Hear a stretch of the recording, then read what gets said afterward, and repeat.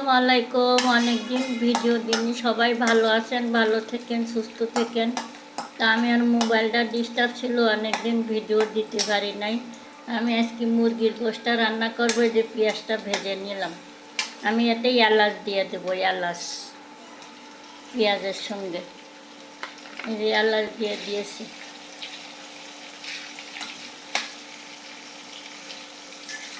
পেঁয়াজ এলাচ একসঙ্গে ভাজা হবে।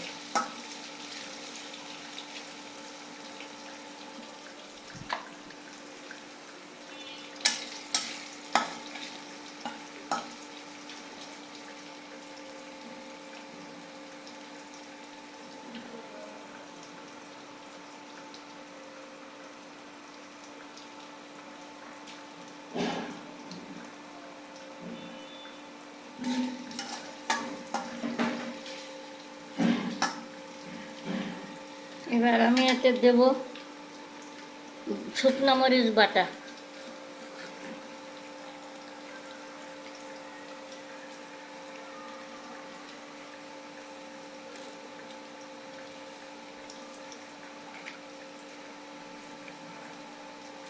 শুকনো মরিচ বাটে খাই আমি। এই যে বাটা দিয়ে দিলাম। তারপর দেবো আদা রসুন। এই আদা রসুন,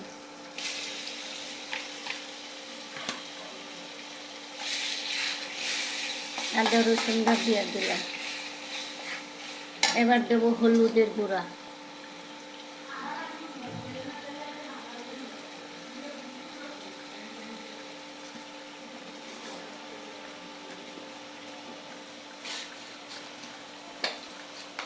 এবার দেবো লবণ, লবণ দিয়ে দিলাম।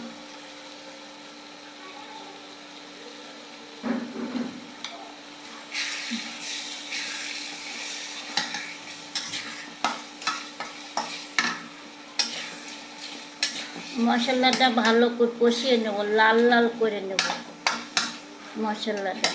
মশলা যত ভাজবেন তত তরকারি মজা লাগবে, গোশও মজা লাগবে।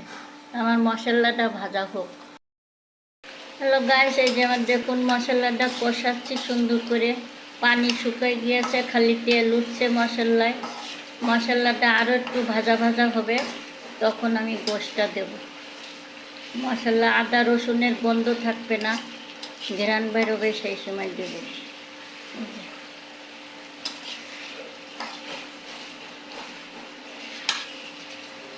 কারেন্টের চুলায় কড়াই নড়ে।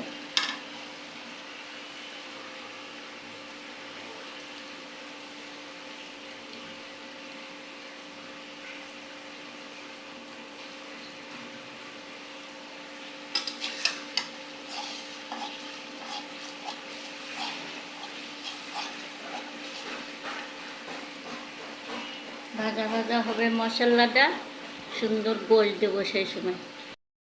এই যে আমার মশলাটা দেখুন কষানো হয়ে গিয়েছে, আমি মুরগির গোশটা এতে দিয়ে দেব। এই যে সুন্দর করে কষায় নিয়েছে, এই যে তেল উঠে গেছে, মশলা লাল লাল হয়ে গিয়েছে। এইভাবে সুন্দর করে ভেজে নিলে তরকারি মজা হয়। এই যে আমি এখন গোশ আর আলু একসঙ্গে দিয়ে দেব, একসঙ্গে কষাবো।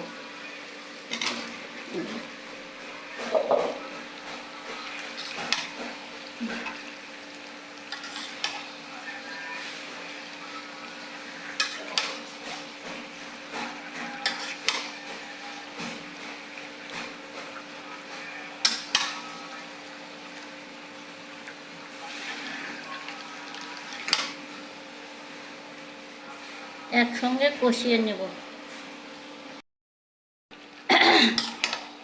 হ্যালো গাইস, এই যে আমার গোশটা দেখুন কষাচ্ছি। এখন আমি জিরা বাটা ছিল, জিরা বাটাটা দিয়ে আরও কষাবো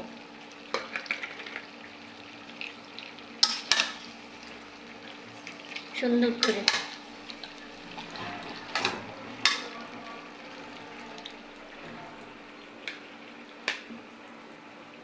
এর যে নোংরা তেনা, তা ধুয়ে কি করব, কি হইলো তা কি জানি।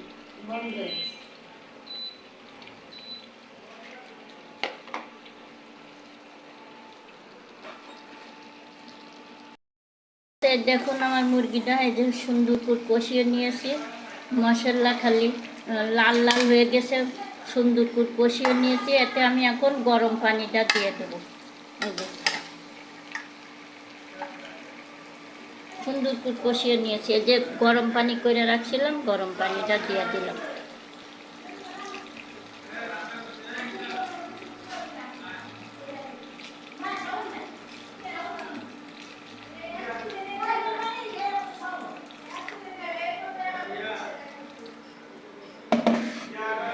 এই যে গরম পানিটা দিয়ে দিলাম, তাড়াতাড়ি বলো করতে।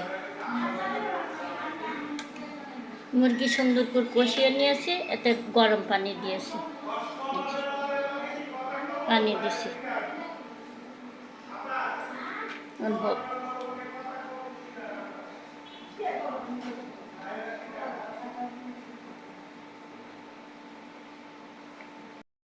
হ্যালো গাইস, এই যে আমার গোশটা দেখুন হয়ে গিয়েছে, মুরগির গোশ।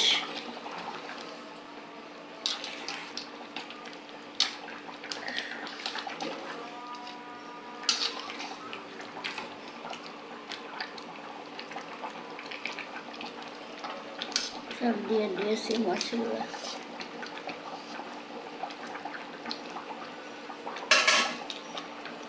আর মুরগির গোশটা হয়ে গিয়েছে। তো আমার গোশ যদি ভালো লেগে থাকে তা আমাকে একটা লাইক, কমেন্ট ও সাবস্ক্রাইব করে দিয়েন। তা সবাই ভালো থাকেন, সুস্থ থাকেন। আমার রেসিপি এই পর্যন্ত শেষ। গোশটা হয়ে গিয়েছে। আল্লাহ হাফেজ।